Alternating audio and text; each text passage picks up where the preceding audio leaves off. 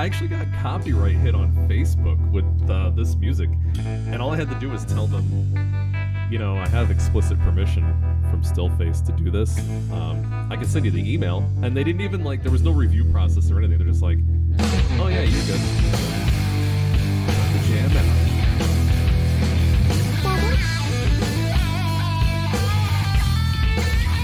Turn it down a little bit, but this is pretty sick.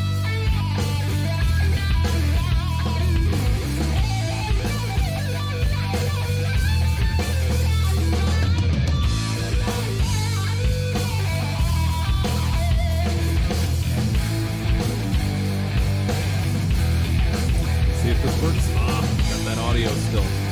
Nice. All right.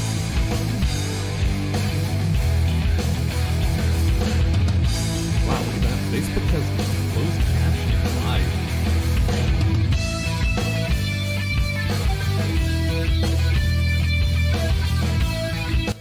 I'm going to turn it down a little bit more.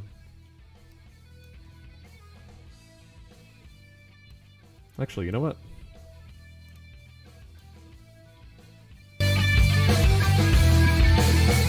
Just turn it down manually over here.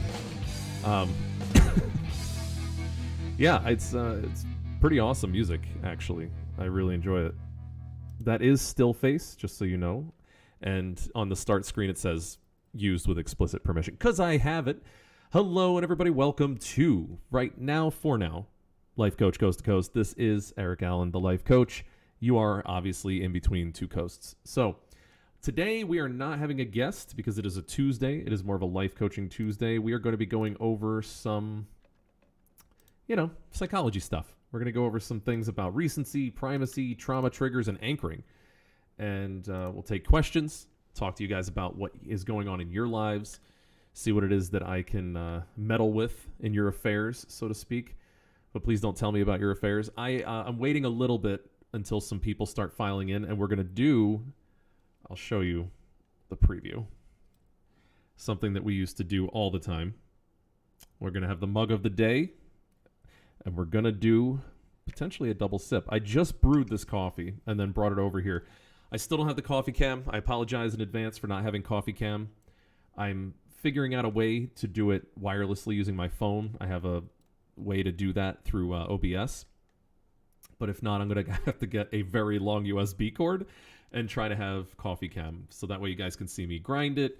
You can see me put it in the coffee maker. I'll show you how much hazelnut that I put in there. I'll have the pumpkin spice situation figured out, and I will show you how all of that works. Hello, Nicole Foreman. Oh, what are you, on YouTube? You must be on YouTube.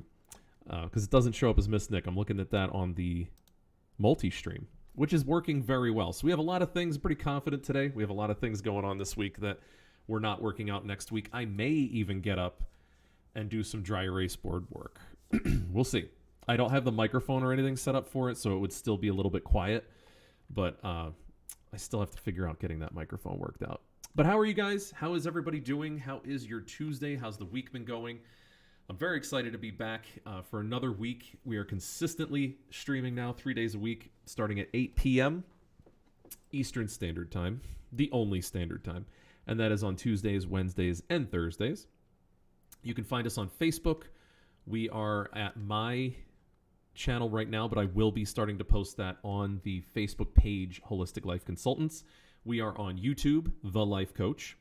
And we are on Twitch at The Life Coach Twitch. Very original.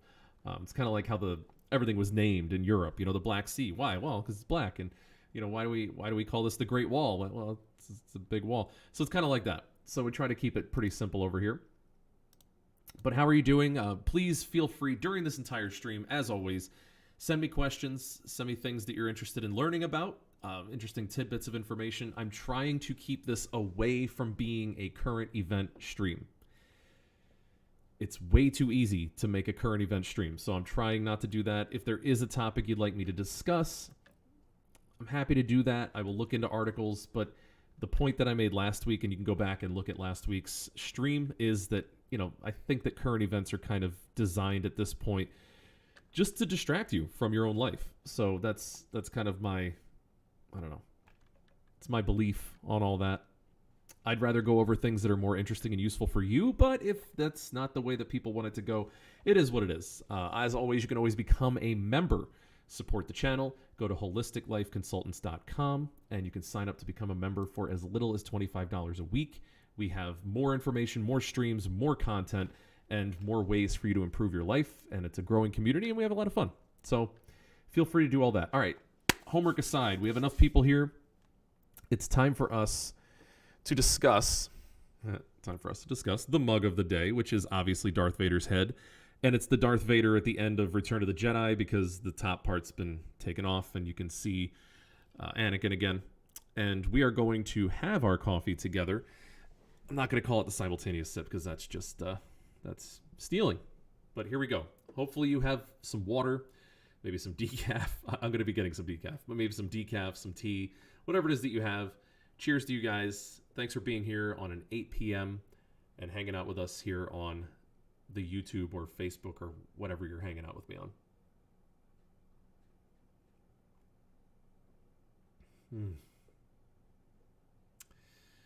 That is a good coffee. Going for that double sip.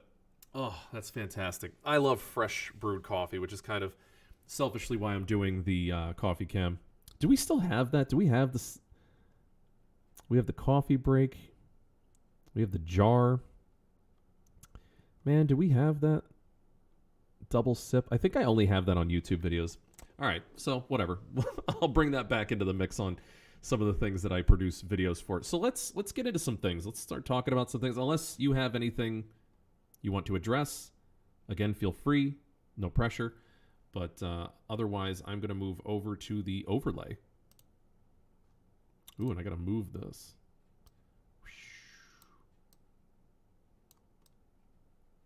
I changed my camera resolution. Okay, so I want to talk about some effects, like psychological effects, because they really do impact you in like huge ways. And I was talking about this with a couple of clients today, and it's sort of what brought these up. But people don't realize how important knowing how your brain works is. So for instance, like take this, like the recency effect, right? The recency and primacy effects, it's almost like first impressions. We have these like colloquialisms where like people are like, oh, you know, make a good first impression. Why is that? Well, that's like the primacy effect. But whenever you leave a situation, make sure you leave on a good note. Why is that? Well, that's the recency effect. So let me just go over the definition first. I don't know if you guys can see this. I'll zoom in a little bit. Okay. Recency effect, a memory phenomenon in which the most recently presented facts, impressions, or items are learned or remembered better than material presented earlier. So essentially what this means is the stuff that we hear last is the most important. So whether that's you're in a meeting, whether it's a 2-hour PowerPoint presentation, you have a training, there's a sales pitch, somebody's trying to convince you of something. The recency effect tells us that like your brain is wired, well, all of our brains are wired to remember things better when it's the last thing that we heard. So just think about the implications of this. I could be talking to you for, I don't know, let's say just randomly 2 hours on a live stream. And the last article or the last thing that I talk to you about is the thing that you're going to remember the best. So that's interesting, right? I mean, like just knowing that if you were to try to sandwich a bunch of information together, if you really wanted somebody to remember something, you think something's the most important part of your presentation or your conversation, you would know now you want to iterate that or reiterate that at the end of your conversation. It's also why people get frustrated and awkward at the end of phone calls. Because we kind of know that we don't want to end that call poorly because that's what people are going to remember. It's almost like, you know, those memes where it's like somebody's at a restaurant or like they're like at a grocery store or something and the person's like, enjoy your meal. And then the guy's like, you too. And then they're thinking about it later and they're like, you too.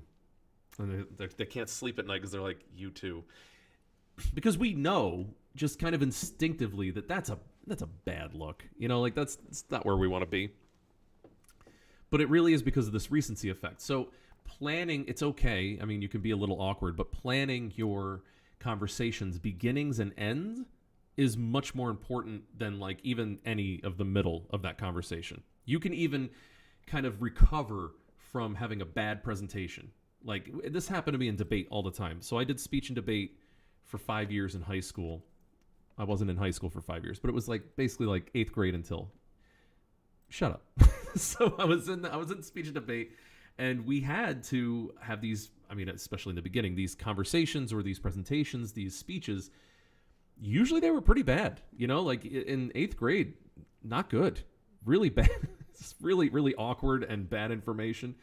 But you could recover from what you know is kind of the judge is not really paying attention. You've stumbled on what you're saying. You sound awkward.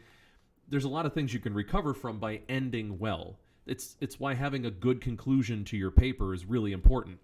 I can codify or crystallize all the points in my presentation to you at the end, and if I do a good job with that, there's a lot of forgiveness for the middle because, let's be honest, we don't really have that great of attention spans and people's memories suck. So I may have said something that is completely wrong or just stupid or something where you're like, really? I don't necessarily believe what he was saying there. But at the end, if I do a good job at the end of that conversation, I win. You know, the snake oil salesman is doing a great job at the end of making sure that there's pressure, there's pain points, and everybody's like on like listening to all the great things that this product could do, you know, even though it's just snake oil. So that's the recency effect. The recency effect is really important. There's probably a million different ways to look at this and a bunch of different contexts. If you'd like, I can go through a whole bunch more, but I do want to talk about the primacy effect, which is right here. And I intentionally did the recency effect first and the primacy second, just to mess with your brains, because the primacy effect is the tendency for facts, impressions, or items that are presented first to be remembered and learned better than material presented later in the sequence. Duh, right? So this is first impressions. This effect can occur in both formal learning situations and social contexts. For example, can result in a first impression bias, making a good or bad first impression. It's when the information gained about a person has an inordinate influence on later impressions and evaluations of that person. And we know this is true. You know, when somebody makes a bad first impression, it's really hard to recover from that. Right? Like I think that's pretty well known. You know, if you're told for interviews, make a good first impression. It's also why there's some very inconvenient truths about our biases, like how we work, how we operate. Dressing well matters. Dressing in pajamas when you go out does leave a bad first impression on people. We are extremely visually centered. Our whole outlook on life, our eyes are just so important. What we see is what we think we're going to get. So even if you don't like it, even if you think that people shouldn't be so shallow, it doesn't matter what we want. We can want people to not be shallow all day long. But the primacy effect tells us that people make a first impression based on what you look like. The first thing you said, the first thing you did. So if you see somebody on the side of the road and it looks like they're beating their dog, you think that person's a monster. And it doesn't matter that they were petting the dog or they were getting like a bee off the dog. Like you just made a snap judgment. You saw that guy hitting his dog. And you're like, what a horrible person. And then you see that person later going into town and you see him at the grocery store and you're like, yeah, I don't really want to talk to this piece of shit. Because you believe that they're a dog beater. That's visual information. You've made a judgment. Even if he explains later, like, listen, my dog had a bee. I was trying to get it off, or there were ants on the dog. It was laying down in the dirt. I was getting the ants off, and I had to brush them off quickly, so it just looked like I was hitting my dog. You're still going to be a little suspicious of Jed over there. Jed the dog beater. We all know Jed the dog beater. He's still a dog. I don't care if he's just saying there's ants. I mean, you're still going to have a bias against that person. That's the primacy effect. I would argue that the primacy effect is even more powerful than the recency effect. It's a lot harder to recover from a bad first impression than it is to recover from like that middle impression. So this is the primacy and recency sandwich. This matters for all of your relationships for the rest of your life. This matters for every job interview. This is why your application for college and your essay matters so much It's why how you dress and how you speak in your first interview for a college matters so much. So I want to talk a little bit more about what impressions mean. It's not all visual. It's not all. Hold on, I'm going to take a sip before this gets cold. Damn, that is some good coffee. All right. So there's also cultural changes. There's cultural biases that we have. Is this person one of us? Sometimes you have people that are honest with you enough to say that. And sometimes you have people that kind of beat around the bush and they're like, well, are they a fit here? Is this somebody who's going to fit into the climate or the culture here? It's tribal. We're just asking, is this person one of us? Just let's be honest. That's what we're looking for. We like people that are familiar to us. This whole, by the way, if you ever hear somebody say opposites attract, never has something been so wrong and debunked and still been around for so long. I mean, it drives me nuts. One of my pet peeves is that when people say, oh, opposites attract, that's why these relationships are going to work because they're so different. No, it's not. They're interested in each other because they're different, and then it's going to become annoying, and then they're not going to hang out, and they're going to find other people to hang out with, and they're going to break up. Sorry. Relationship coaching 101. Find common interests, right? Like don't find somebody who's not interested in anything you are. We're looking for people who are similar to us in culture. Every family is a unique culture.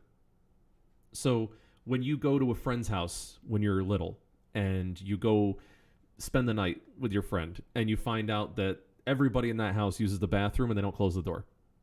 And you're like 12 years old and you're like, what the hell is going on here? And your friend's like, what? That's culture.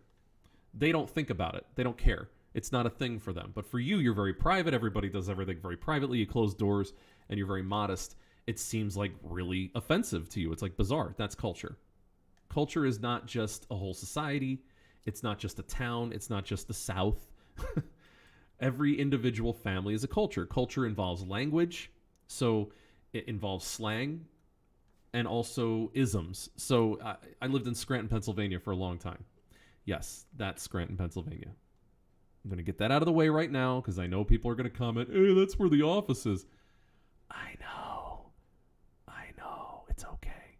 So let's do some, anyway, I'm not going to say that. But anyway, I was in Scranton and people have a specific, there's even a video, I could probably find it on YouTube, but there's a video about teaching people how to speak Scranton.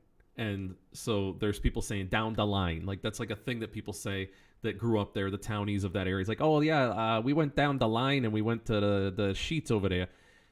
There's a way that people talk in everywhere. You know, I'm in Massachusetts right now and there's like townie talk, which is weirdly and kind of borderline sadly being eliminated in suburbia at least. But townies have a specific way of saying pack the car. My sister came up and we did this tour and there was a guy who was talking about like this place that does lobster and he says they got the best lobster and you got to have it with butter because margarine ain't gonna cut it. And so like we just say that to each other all the time now because it's so funny. But you know somebody who's from that area, but guess what? They also know that you're not. So you walk in and you start talking like you speak like I was born in Philadelphia, not West Philadelphia, and I didn't spend most of my days on the playground playing b-ball.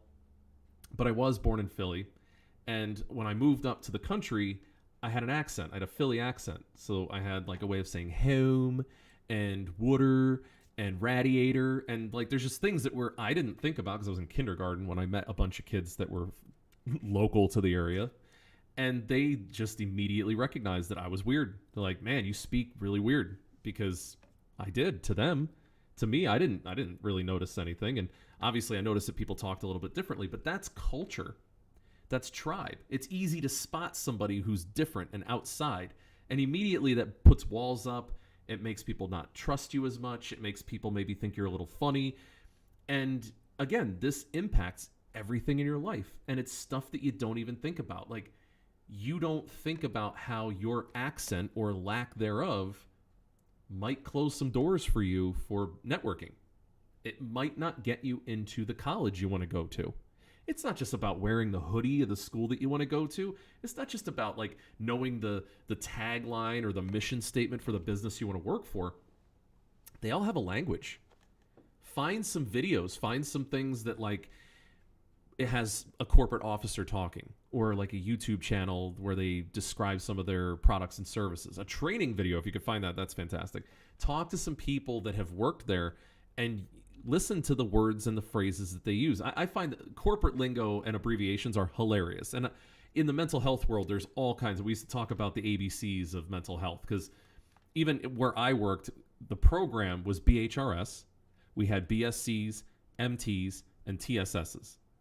That was just the people who worked there. And so we were doing CBT, but we might be doing like there's everything had a different acronym and abbreviation. It was ridiculous. So we had a TX plan. It was just so every corporation has like its own culture, and it's helpful to leg up when you can speak their language. It's literally your primacy effect is that you're an insider.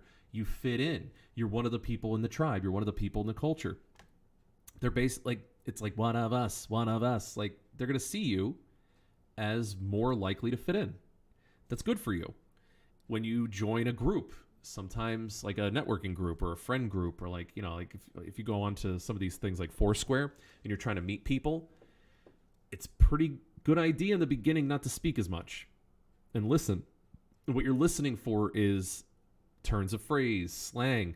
When I was in college, our whole floor had its own unique, very unique language. We had a way of talking. You always knew a Noggle 2A guy because of the way everybody talked. It was cool. I mean, it was fun. It was funny. You know, it was funny to hear people say these things, and, you know, it just was, you pick up on it because it was a good time. But you would fit in really well if you understood our weird isms, and we had a lot of them. We had a lot of weird isms in college, but so do businesses. So do engineering firms have weird custom languages that, you know, and little slang and everything. So when you're trying to do an interview, you're trying to talk to people, you're trying to get into a group, you're trying to network with people, making a good first impression can have a lot to do with how you sound, not just how you look. I think that's worth a more you know right there. Oh, also, just so you guys know, tweaked the emotes. So let me see if I can do any of these. I'm not on Twitch right now, but if you're on Twitch and you're subscribed, take a look at all the different emotes. I added a few because they gave me like a bunch of new ones, which is like crazy. I just got to add like 3 new for the tier 1s, and they're great. It's a lot of the mugs. I've got to figure out how to stretch a couple of the pictures because I want to put Mike Myers. I have a Michael Myers one I want to do. I have, I think, a Darth Vader mug, and I have the R2-D2 mug. I want to add all those. So if you're interested, take a look. I can't do any of the free emotes. I will. I'm sorry. I have to stream for 60 days in within a 2-year period, which we'll get there pretty fast because we're doing 3 days a week. So in 20 weeks, I'll be able to unlock that, and that'll be cool. So I'll be able to make some free emotes. I think you get 2 free ones, and I'll try to make those at least the Eric Gotchi base. That's fun, like the Eric Lull, and probably Dr. Ocelotopus. Damn it, I almost got Dr. Ocelotopus over here. Remind me, email me or DM me. Remind me to get Dr. Ocelotopus back in here, and I'll bring him in. Oh my God, Facebook just did Dr. Ocelotopus correctly in the closed captioning. That is really crazy. I have no idea how it managed that, but that kind of freaks me out a little bit, honestly. Anyway, so primacy and recency effect. So you make a good first impression. You're talking, you talk the talk, you walk the walk, you look good, you look fresh, you're wearing the same kind of clothing that, you know, these other people in the company are. You're talking about vacationing in places that they like to vacation. You have similar hobbies. You've really done your homework. You got to stick the landing. You still have to stick that landing. So the recency effect is still very important. Everything in the middle, it's okay. You know, the most important thing, I think, is asking questions. People like talking about themselves. So, you know, this is one of my tips for interviews all the time, is I just tell people, like, let's ask questions about a day in the life of. Ask questions about the person interviewing you. Ask them about the executive director. Ask them about some of the officers. They'll tell you. And they will think, and this is, I don't know what that's even called, but when people talk about themselves, they think that they're more familiar with you because you're more familiar with them. This is a lot in the same vein of like, if I can't see you, you can't see me. I mean, I think this whole stream is going to be about how not stupid we are, but like how easily manipulated we are. You guys are going to be expert interviewers by the time you're done watching this stream. But yeah, we find ourselves familiar with people who we shared a bunch of information to. Isn't that crazy? So like you can get somebody talking about themselves for like an hour and a half and they will think you guys are best friends, even though you probably said one or two things total about yourself. I think that's wild. I just think that's really crazy. It's kind of like there's another little fun fact about psychology where like if somebody believes that you like them, they're more likely to like you. People like people who like them. And I think that's a little bit easier to understand and explain because there's a lot of social value to that. There's a lot of actual benefit to knowing somebody likes you, so you would like to gravitate toward people who like you. But the other one's just weird. If I shared a bunch of information with you, I should not feel like I know more about you, but I do. We all do. It's just one of those things. So fill up the middle with familiarity building, and you can do that without having to overshare. You can get them to share.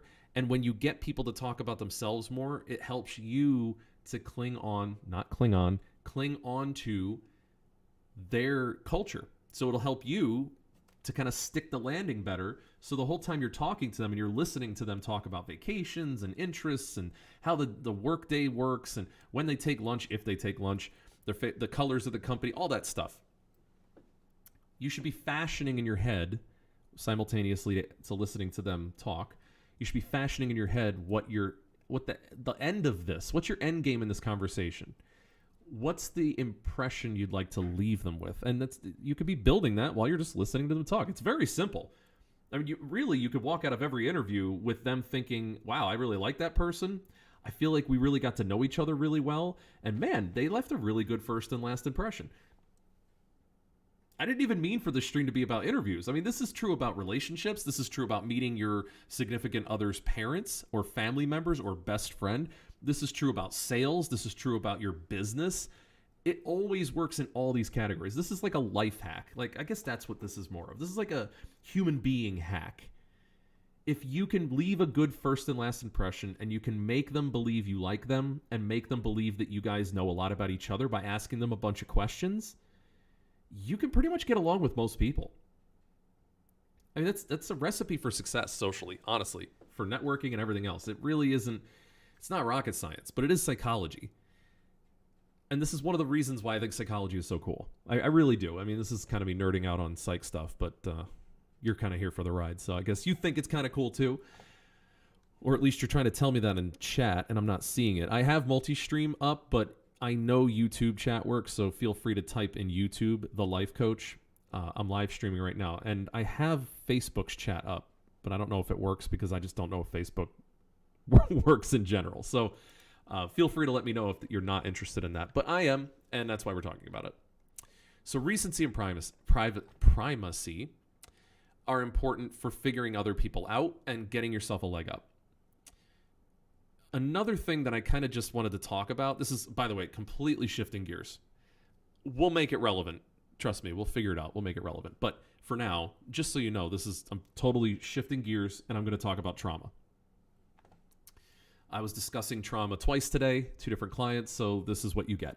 You basically are getting the things that happened to me during the week, and it's only Tuesday.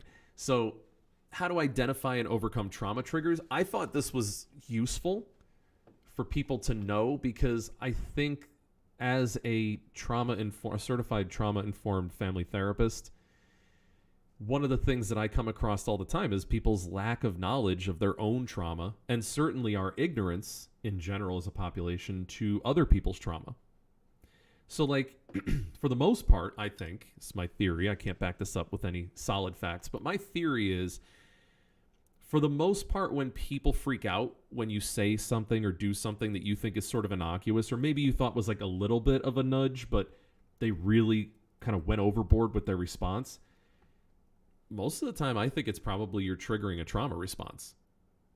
I really do. I think that there's a reason why people quote unquote overreact.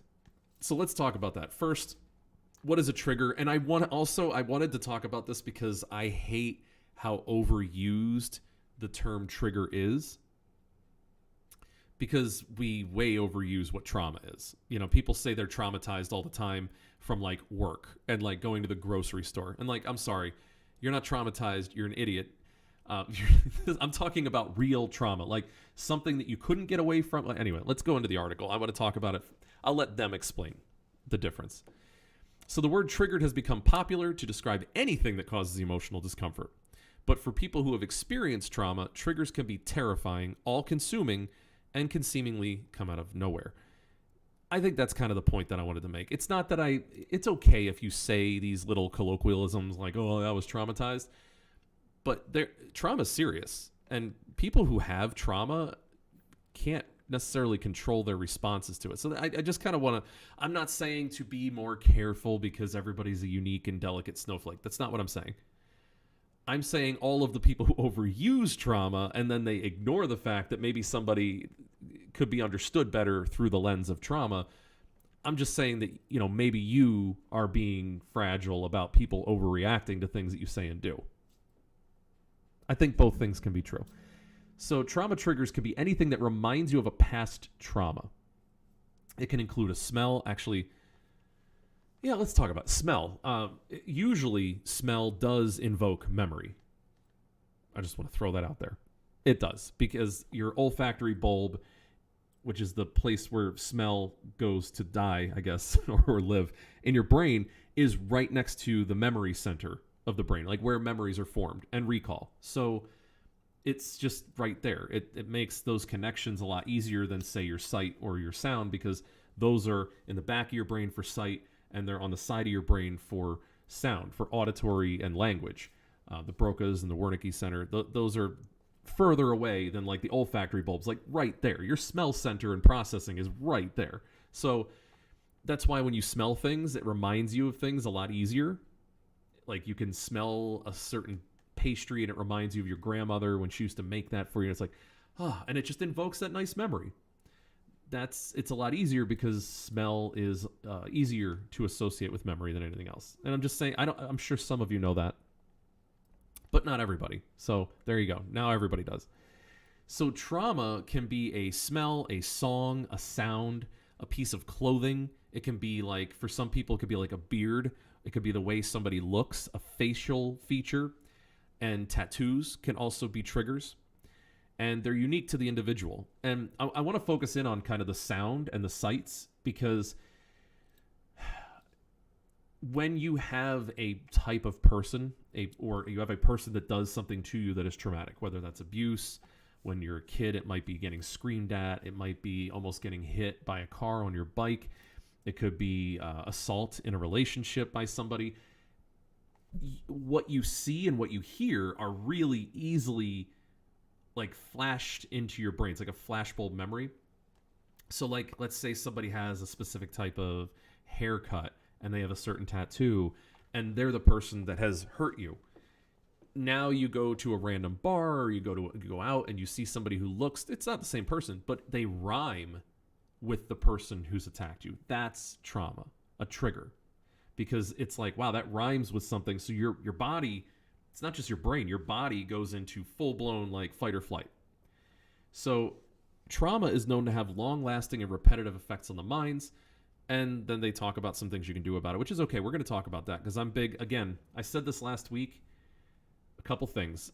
I want to make sure I'm entertained while I'm doing this, so I'm only going to live stream as long as I'm entertained. But also, I want to make sure that people come away every stream with something they could practice, something they could talk about, something they can use that actually improves their lives.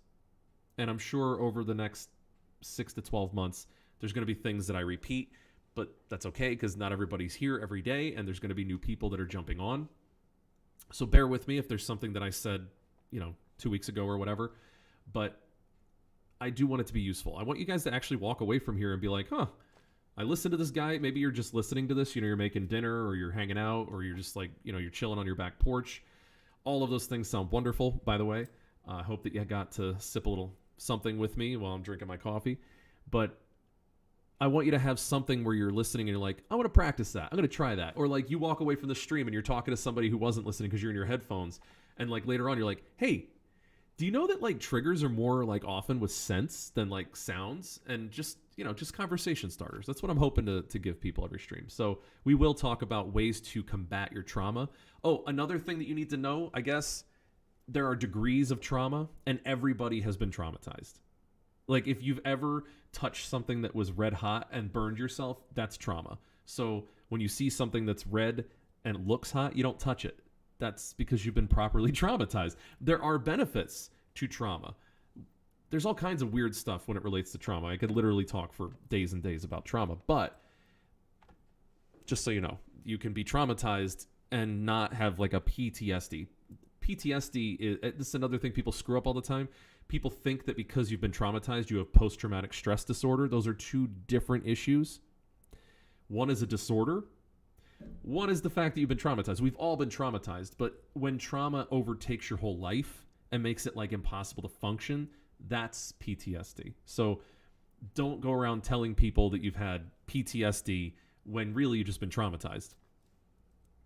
Yes, Nicole actually just put it very succinctly, and she said this before, and I forgot that I love this. Capital T trauma versus lowercase t trauma. Certainly. But also, just so you know, there's people who can experience capital T trauma and not have PTSD. And there's people who can experience less severe trauma, and they do have PTSD. We have different capacities for handling trauma, and it has to do with our ability to get into a fight or flight mode. That's why certain people have panic disorder, certain people don't. Even though you might be in a situation that's stressful, some people break sooner than other people break. So it's not all about the trauma. It's more about your trauma response. So I don't want to just say like, oh, well, getting physically assaulted is a major trauma that everybody should have PTSD from. Whereas, almost getting hit on your bike by a car, it's really not that big of a deal. And you shouldn't have PTSD from that. That's a bit judgy. It's also wrong. It's wrong-headed. So I don't want to focus on the traumas. Consider the capital T trauma response versus a lowercase t trauma response, because it's your response that is either overblown or underblown. Anyway, I'm a child, so certain things make me laugh. What are triggers? So a trigger can be anything that sparks a memory of a trauma or part of a trauma. And this is the thing that I was talking about where it rhymes. So I say this about history too, and we could get into history. That's probably going to be another stream. Maybe I'll do that tomorrow. We could talk about what I think about history and how we all don't know anything about history, and that's why we're doomed to repeat it over and over again. But when I talk about history, history doesn't repeat itself, but it does rhyme. And you can see that all the time. Things rhyme all the time. Time periods rhyme. Right now, the United States is rhyming with 1937 Germany. There's lots of things that rhyme, even though they're not identical. So triggers are things that rhyme with your trauma. It doesn't have to be the exact same thing. And this is where people get kind of tripped up and confused. And it's like, oh, well, yeah, but you were in combat, so nobody's shooting any guns around you. I don't understand why you're freaking out about the 4th of July. Well, because fireworks sound enough like gunshots to make people have, shell shock and PTSD from being in actual active combat. It sounds enough like it to make them hide under the couch. It doesn't have to be exactly the same. It's not gunfire. It's explosions. It's loud noises. It could be a pot dropping on a hard floor. It's enough. It's just enough. So it rhymes with your trauma. So when you encounter a trigger, memories and thoughts associated with the trauma come back without warning. This is the part that's like, you can't control this part. You're going to remember the thing that happened. It's just going to come. Sorry. It sucks, but it's going to come. You're going to think about it. You're going to get flooded with like a memory or memories. And sometimes it's pre-verbal. So we could be traumatized way before we understand or have a vocabulary for what we're traumatized by. And so what happens is you get flooded with the familiar emotions, not the words associated with what was going on. So that's why like you have people that don't really know that they're reliving a trauma or they're having their memories of a traumatic event flood in. They don't really understand that, so they just snap at you. They freak out, they yell, they'll walk away, they get huffy and puffy, they'll start a fight physically with somebody. they're not necessarily verbally having a flood of memories, but the actual event and all the memory of those emotions is flooding them at that time. So the mind perceives triggers as a threat, like an immediate threat, like a right now threat. And it causes a reaction like fear, panic, and agitation. So that's your 3 Fs: fight, flight, or freeze. You hear me talk about this a lot if you've listened to me at all before. If you're one of the lore masters, you know that that's one of the first things we talked about on a live stream is the 3 Fs, FFF. So you have this memory, they flood your brain, and then you start to have a fight, flight, or freeze effect. You can see this. I'm sure you've seen people who have a lot of fight, because we are built to survive, and fight is the most useful of those 3. Flight is useful too, but socially, anger tends to be more useful than sadness or fear. So the memory of the traumatic event places you right back into the experience, which causes your walls to go up against the perceived threat in an attempt to protect yourself. So again, you don't know why this person's overreacting, but they get very defensive all of a sudden. Maybe they're having not like a PTSD, but like having a triggered event to their trauma. They might not have PTSD, and you don't understand why they're being such a jerk. And you might call them out and be like, wow, Dan's a jerk. Every time that I come in the room and I like walk in, like just freaks out on me. It's like, well, you wear really nasty shoes that make a really loud noise and he hates it. And it reminds him of somebody who used to beat him. I don't know what to tell you. But it's not PTSD. He just doesn't like it. So he starts to, get agitated or irritated easily. Flashbacks, although uncommon, can be set off by triggers. So, remember the severity here we're talking about. So this is not just like, oh my God, this reminds me of like Mr. I'm not going to say his name because he's a real teacher, but Mr. K from when I was in elementary or middle school. And, he was a jerk, so now I'm reminded by that. I'm totally having a trigger. That's not a trigger. A trigger is serious. A trigger is an unwanted, uncontrolled flood of memory and emotion that sets off your fight, flight, or freeze response. So just keep that in mind. It doesn't hurt to know the difference. And also, a lot of people who actually have trauma and have difficulty handling their trauma would really appreciate it if you didn't just say that you also have these triggers just because you're uncomfortable. Being uncomfortable is not being triggered. And we have kind of equivocated those in our society in the last, 4 or 5 years, and it's horrible. College campuses, you are all guilty of this, and you should know better because you have psychology people there, and those professors should all not be working there anymore if they have not corrected the campus authorities about what a trigger is. Triggers are real trauma. Trauma is something that makes flooded memories, and it's a panic, fight, flight, or freeze. So it's an individual by individual situation, and you can't predict what those triggers are going to be when you're talking to somebody or presenting something to somebody. But again, I'm saying this just to kind of be aware, not just for yourself. Like, think about for yourself. Like, man, maybe that's why I overreacted like yesterday and flipped out. But also for somebody else that you were talking to that maybe you think is an idiot or a jerk. I find this a lot on road rage. Like in Massachusetts, there's a lot of that because there's a lot of massholes driving. But especially Connecticut drivers. Brought Connecticut, old Connecticut's back. But road rage a lot of times is a trauma response. People who've been in accidents, people who've had close calls, and they just get flooded with this memory of that bad incident, and nobody really understands why they're freaking out on the other driver. It's fight, flight, or freeze, and they're fighting. They're screaming at that other driver because they don't want to die, and they remember the time where they almost did. So also keep that in mind. You might be, plus it makes people crazy. So just so you know, don't mess with people who are having road rage because they might kill you. And it might be completely out of their control. They may be having like an actual trigger from an actual trauma, and then their fight mode, their fight response kicks in, and they're not acting rationally. So when you are still in your rational state of mind, the best thing for you to do is okay and back off because they might have a gun. They might just hit your car. I've seen crazy stuff. I was just on the side of the road. I was like a Barnes & Noble, and I'm looking at the side of the road. It was like Route 9 or something, and there was a van that was just in the right lane, and there's this other car next to it in the middle lane. The middle lane driver just decides to go into the right lane, and they just hit and like sideswipe this van, and they keep hitting the van as the van is honking their horn, and the van is getting crushed up against the curb. And this other driver just kept going.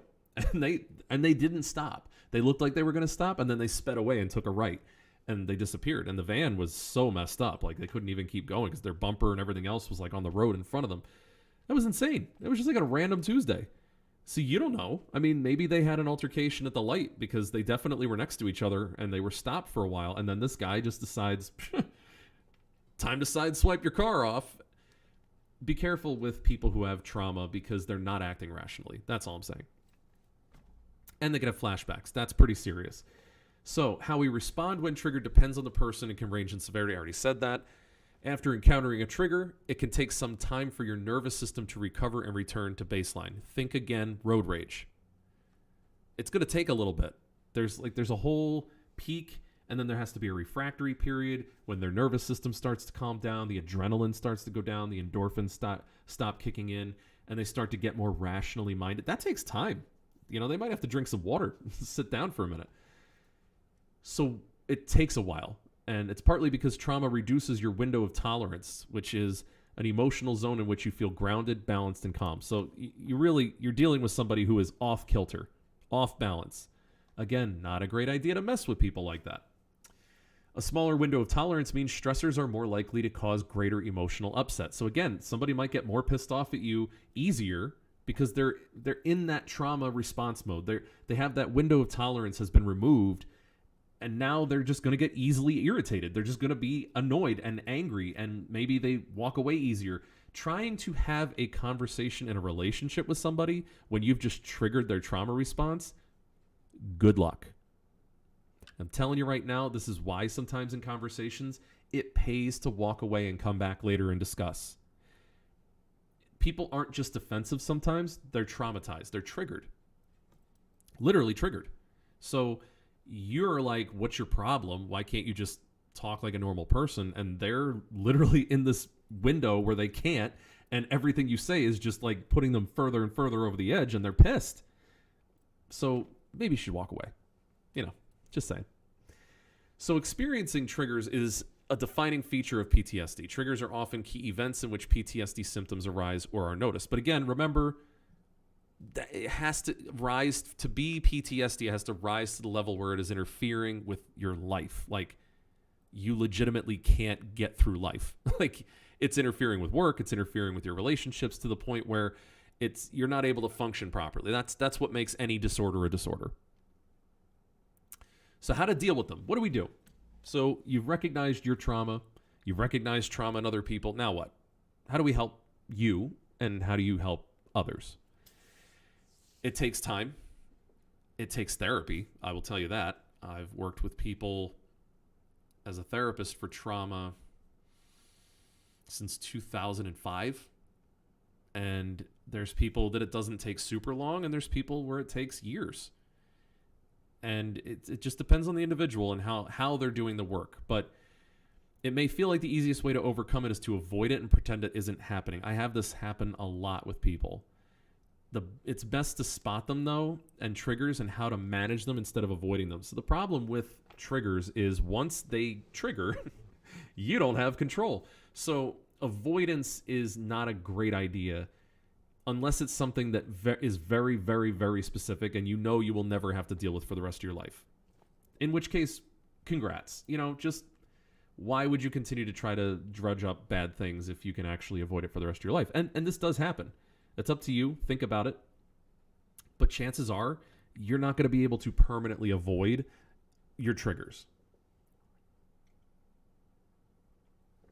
Because remember that triggers don't have to be identical to what traumatized you. They just have to rhyme. So it makes it a much bigger, wider, open world of things that could trigger you. So anyway, even if you're not sure what has triggered you, there are steps that you could take. So when you get flooded, it's called flooding, but when you get flooded, you can try to follow these steps to soothe and regulate your nervous system. And the reason why I chose this Psych Central, I've never read anything from Psych Central before, but kudos to them for talking about your nervous system and not your mind. People think that PTSD is a mental issue, and they feel weak and they feel embarrassed about having this disorder, but it is your body. it's like panic disorder, anxiety disorder. They're all your body. It's your body's physiological response. It's a whole body response. Your heart, your lungs, your eyes, your palms, your sweat glands, everything. It's not a mental issue. You're not stupid or weak because you have panic or anxiety or trauma. You're not any of those things. You're just having an overreaction to an understimulation. Okay. I mean, that happens. You ever have allergies? I do. I have allergies all the time. My body sucks every year for like months.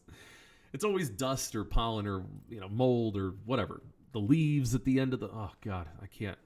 I love fall, but that part of fall sucks. Imagine that you have like an insulin issue, diabetes or something. It's not your brain. It's not in your head that you have bad blood, sugar. it's your body. So I really like that they talk about this and how to work with your immune system. So focus on what's happening in the here and now. So one of these, they don't really do this, but I'll give you just a quick way to do that. You can look around the room and just do like a 360. And while you're looking around the room, name common objects or people that are there. Name like 6 or 7 of them. By the time you get all the way around to the back or to the front from where you started, it keeps you grounded. It focuses you on what's going on. I would argue that it helps to put your feet on the ground, sit straight, 2 feet on the ground, planted, put your hands on your legs, look around the room and name 6 or 7 common objects. You could do it right now, and it'll calm you down just a little bit.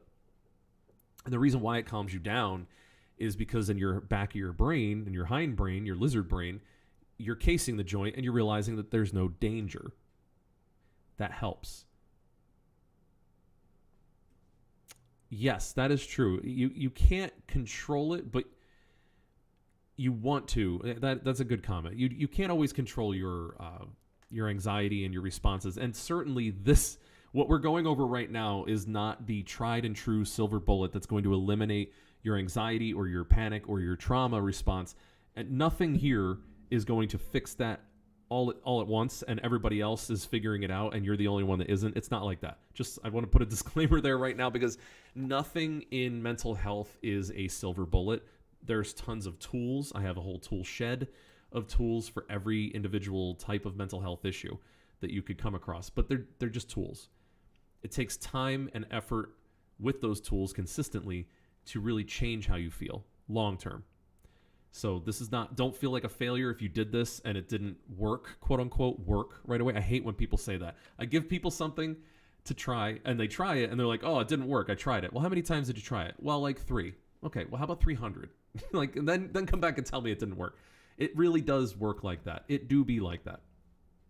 So remind yourself that this is a common reaction to a traumatic event and you can get through it. So this is what's called normalizing what you're feeling.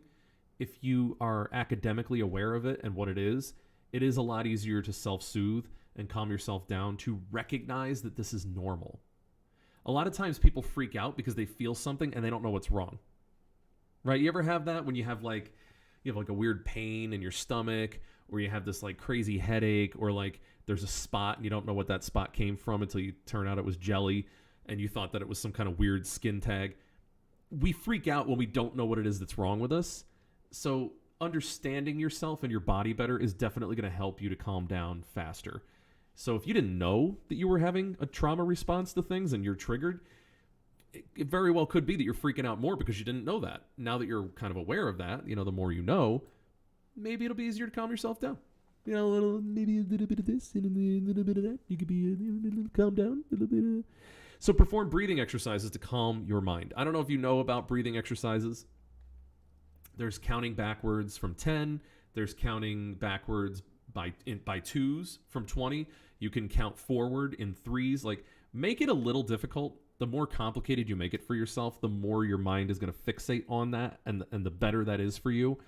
Breathing itself is not what makes you calm, although in this context, if you can slow down your breathing, in through your nose, out through your mouth slowly, and you can count those, sure. That could calm you down because you're literally flooding your body with oxygen, so it's going to make it a little bit more euphoric, a little bit more calm. So in this instance, the breathing itself, but those exercises where they tell you to like count backwards and things like that, or like hold in your breath before you finish counting to 3, all of that it's Jedi mind tricks. It's just getting you to think more about what you're doing, because the more you think about what you're doing with your physical body here and now, the less likely you're thinking about the thing that you're freaking out about. And then the fourth thing that they say is manage the trigger with different ways to cope, such as using the flashback halting protocol. Basically, that's like putting a shunt in your flashback. That's actually pretty difficult to do, and I'm not going to get into that technique. If you want to know more about that, set up a one-to-one with me, because we really have to have you practice it, and I need to know that it's working. And you also probably actually have PTSD, so we need to be working on that, and I'm not going to just work on that, diagnose it, and treat it on a live stream on a Tuesday evening. But yeah, contact me, reach out to me. I'll be happy to help you with that, because that does matter, and that it's not something easy. But you could do other things like a stop sign technique, and I have that. I go over that all the time, where you picture a stop sign, you ask yourself some questions about the stop sign, and then you actually, at the end of it, you're stopping, because your brain sees red and it says stop, and you're going through these motions. And again, it's Jedi mind tricks to get yourself to not focus on what is negative and what's freaking you out. They go into the flashback halting protocol. Again, I am not recommending this as a form of treatment. I am not treating anybody right now. This is infotainment. So don't go around and tell anybody that I told you about this halting protocol. You need to do this in the context of a therapy relationship, because not every treatment works for every issue, and you don't even know if you have PTSD. And if you do know, then you're already hopefully seeing a therapist for that.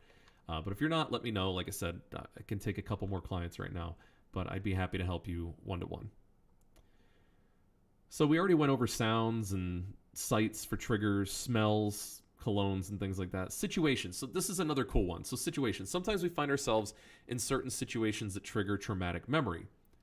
So this is good, because trauma isn't always the same, and I like the things where they dig in and get a little more specific. So speaking with an authority figure can rhyme with a trauma, obviously, right? You can have an authority figure that abused you. So speaking to an authority figure like a police officer or a teacher or a principal, even though it's your kid, it's not you that's in school anymore, could rhyme with a traumatic event you had. And you might find yourself having a very negative reaction to the principal at your kid's school.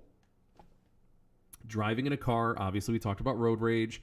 Encountering someone with perceived narcissism. So I have a client right now who has had to deal with an extremely abusive person who is extremely narcissistic, and that will be a trigger for him going forward. When he starts to hear somebody speak in a way that's very self-important, when he sees somebody that goes and has a really large ego and is fragile about that and is manipulative, those are all going to be triggers for him because of what he's encountered in the past. So people with certain personality types could just be a trigger for you. And this is kind of why I'm saying it's really hard to avoid a lot of situations where like you can be confident that you're avoiding them, because there's a lot of situations that could rhyme with the ones where you've been traumatized.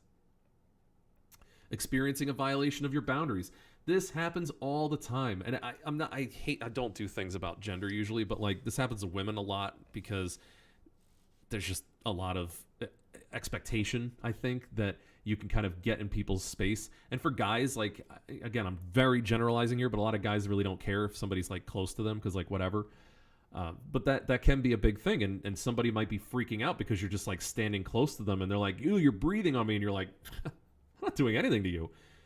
It could be a trauma response that you might be triggering somebody who was literally breathing on them and they smelled bad, or they were like really encroaching and they were always violating that person's private space. And you have no idea. But again, you're on a subway and somebody's starting to freak out. It might be trauma. So it's good to know. Unwanted physical touch. There we go. I mean, that just seems like a no-brainer. Unwanted physical touch. I don't know anybody who likes that. That's why it's unwanted. So that seems kind of redundant there. And then emotions. So this is another unique thing that this article talks about that most people don't. Feeling ignored can trigger a trauma response. I just talked to somebody earlier today, and that literally was what he talked about. Was like, when this person ignores me, it reminds me of my ex who did the same thing for so long that it literally just makes me enraged. sensing abandonment, feeling sad or crying. These all can be associated with bad times, and bad times can cause bad triggers. And that's why it's important that I think that we are aware of these things. How to identify a trigger, we kind of talked about. I'm not going to go like too much into that, but yeah, it's great to know. It's great to be able to identify triggers, like hearing things, seeing things, smelling things, experiencing things, feeling things, like just knowing that things can rhyme with bad times. I mean, I don't think anybody who's ever been on this stream has never had a bad time. So I'm not saying you all have PTSD, but I am saying we're all traumatized. And this is why I'm saying we're all traumatized, because we have all kinds of weird experiences that we can then just get triggered from later. And it's no good. And it's important to know what it is, and you can get help for it. And it doesn't, imagine not getting into as many fights in your romantic relationships because you've dealt with one of your triggers. Just imagine that. Or you've at least explained that to your partner, who then is like, I can understand that. I'm going to do my best now to avoid triggering your trauma responses. Imagine that. It's just a quality of life thing. It's not the end of the world. I'm sure you can handle a couple fights in your relationship and you're okay. But imagine not having to. Just that one thing. If I can help you eliminate that one thing. It's not so bad, is it? I just think that's a cool way to improve your life. Then they have next steps and blah, blah, blah. Anyway, Psych Central, it's a good article. It talks about how to identify and overcome trauma triggers. I am not going to get in the habit of putting all of my sources and all these articles up for you guys. There's a lot of reasons for that. I do that for my members, and I do that for private clients. I will send them articles and things like that. It's going to be overwhelming. I go over 1 million articles in a week, and then I'm just going to have to constantly be doing like a works cited. I don't have a staff of people to do that. So just so if you really want to know what it is, go back, pause this stream. It's going to be on YouTube, and it's How to Identify and Overcome Trauma Triggers by Psych Central. Show it to somebody, send it to somebody that you care about, maybe somebody who doesn't understand that you do have trauma. Maybe you help somebody in your family. I don't know, but this is a good article, I think. All right. So then we're going to talk about next, unless anybody has any other questions about this, we're also going to take a quick coffee break because I'm getting my thermos out. This is my coffee brand coffee. Actually, let me switch over to here. Full screen chat. Then you can see this better. Coffeebrandcoffee.com. Not a sponsor, but could be. I am actually going to ask if I can be a sponsor for that, because I do like this coffee a lot. I'm a very big coffee snob. You might be too. I was getting Java Love coffee, which I've talked about at length in the 2020 period that I was streaming all the time. But this is a fantastic coffee. This rivals Java Love. It's not exactly the same because the Badass Brew is a blend of medium and dark roasts. But, man, bang for your buck. It's a better price point, and it's great coffee. So this is still hot, so cheers to everybody. I hope that you also have a hot coffee that you can sip and enjoy. It's still hot. I mean, I like that. This is a good thermos, too. You can get that on the website as well. Woohoo! That is hot. Okay. Freshly brewed. Sorry, Darth. You're going to have to move over here. All right, let's get over to this article about anchoring. Now, you might be saying to yourself, why do I care about anchoring? What the hell is this? I'm going to explain that to you. So anchoring, and the reason I chose Investopedia for anchoring, even though this is a psych term, but I chose Investopedia because I want you to understand how many times you've gotten screwed financially, especially like buying cars, buying houses, buying anything, because of this concept. So what is anchoring? Anchoring is a heuristic in behavioral finance. Well, they think it is. It's just a heuristic in psychology, but they stole it because they're going to use it for finance, that describes the subconscious use of irrelevant information, such as the purchase price of a security, as a fixed reference point or anchor for making subsequent decisions about that security.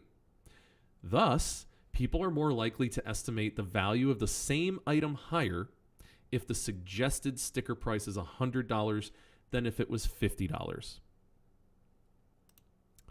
Blah, blah, blah, blah. I'm going to explain that to you in layman's terms, but I'm going to keep this up so that you can see this and continue to read it over and over.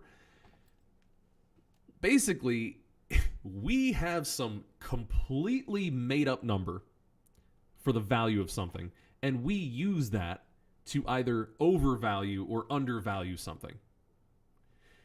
So think about this in terms of trucks and cars. So I remember, before when Ford was actually doing events where they would give you money back and they would do all these deals, what they were doing was saying $10,000 cash back or $10,000 off if you buy this car today and you finance it for 5 years with good credit.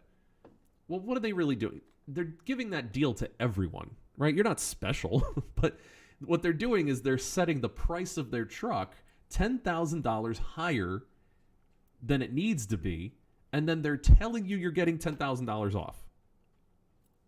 So what do you think the car's worth? Well, you think it's worth the MSRP. You think it's the suggested amount of money, which you think is now $37,000 when it's really a $27,000 truck. But because they offered you 10 grand off, you and everybody else, you're getting a $37,000 car for $27,000. So you think you're getting a deal. You've just gotten screwed by anchoring. Stocks, it's the same thing. When a new stock comes out and they do an evaluation and they talk about what they think it's going to be worth. Like I just saw the guy who did WeWork just started a new business and it's already worth more than $1 billion. Says who? I mean, obviously says him, but he's anchoring everybody. So even if it doesn't end up being that much, everybody assumes it's going to be really, really high and really, really valuable. So they're be willing to pay more. Speculation a lot of times deals with anchoring. So what I love is that they say anchoring is a behavioral finance term to describe an irrational bias towards an arbitrary benchmark figure. They are telling you flat out in this page, in the finance world, they know and teach each other that there is no sense in your decision to bias yourself towards a made-up number, a made-up benchmark figure. It's all made up. So when I value my widget and I'm saying that it's worth $50 and then I offer it to you for $40, you saw the price tag was $50, you think you're getting a deal. There's a store at the mall near me.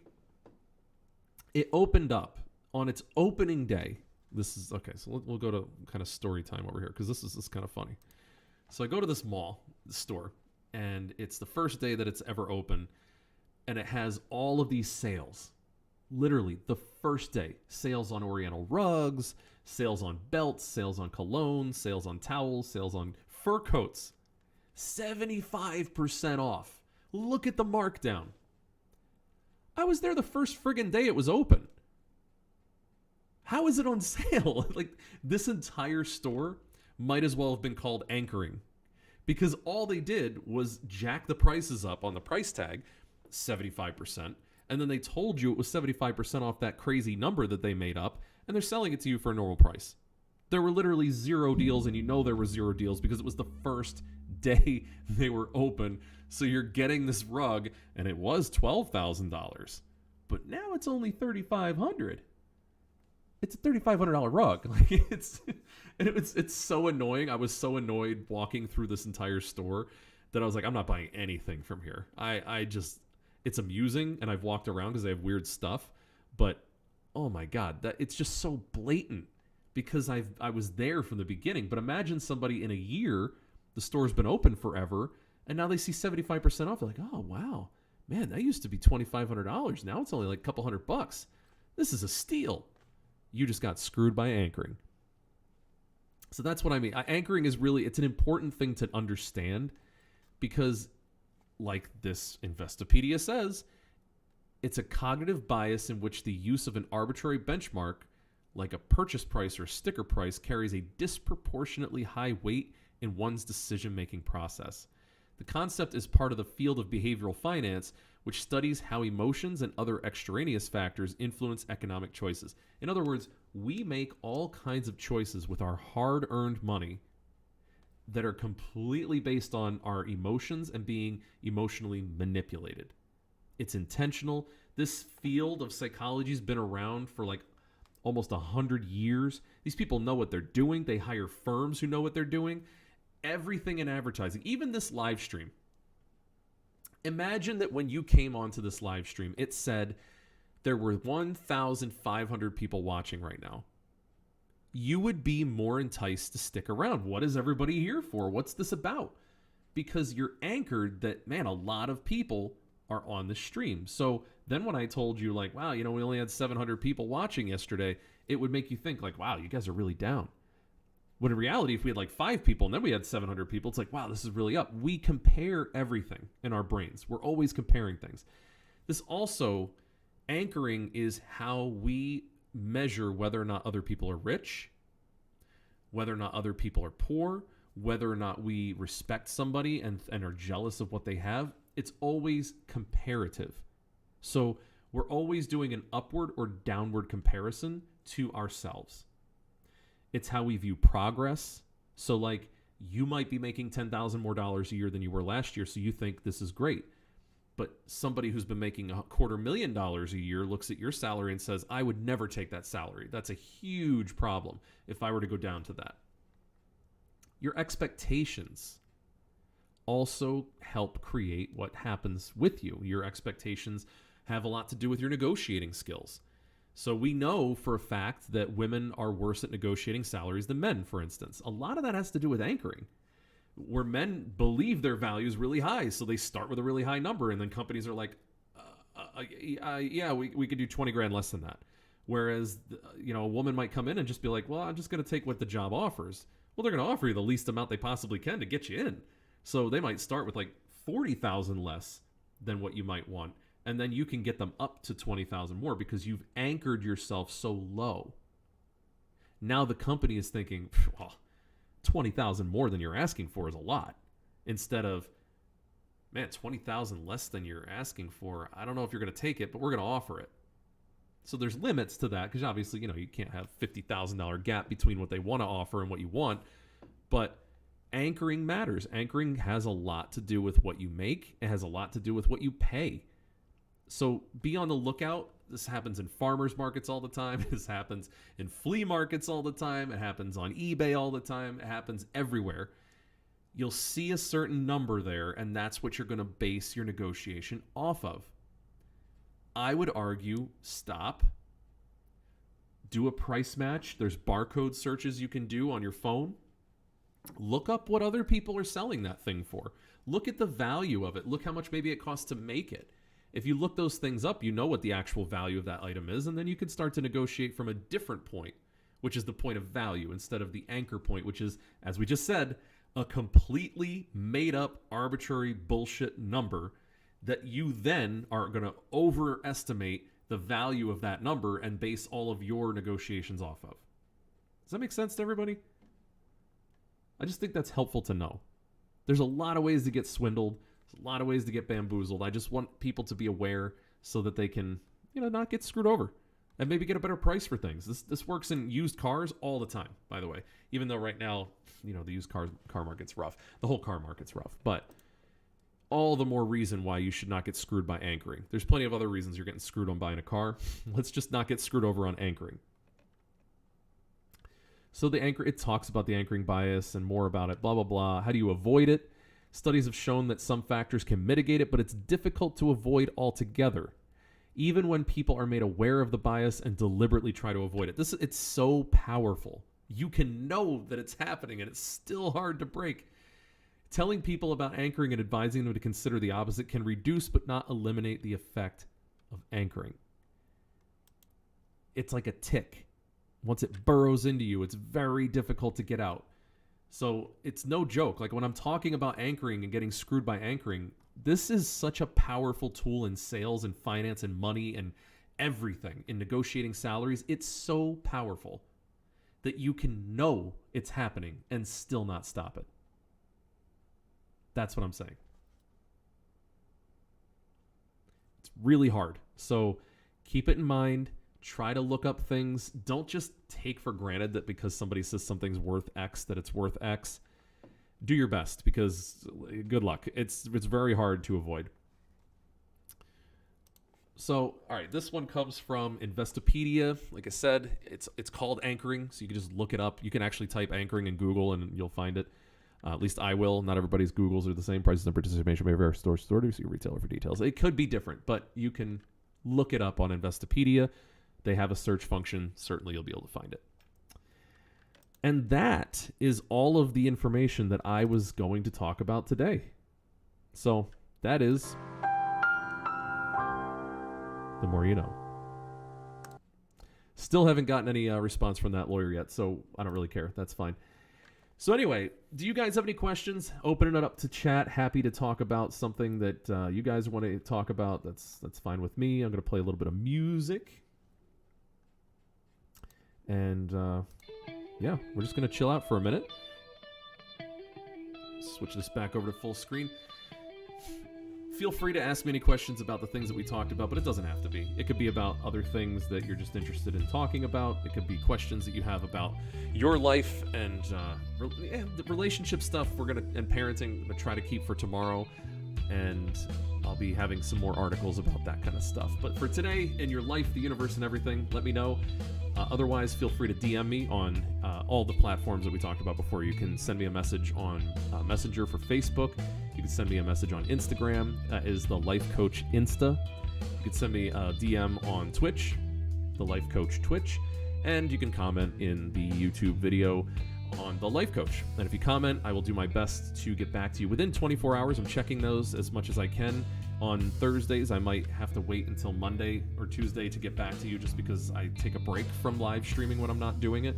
I do have a business to run and a life to lead, but feel free to send me messages. I do want to make sure that I'm answering any questions that anybody has. It's not all about me. It's actually about you.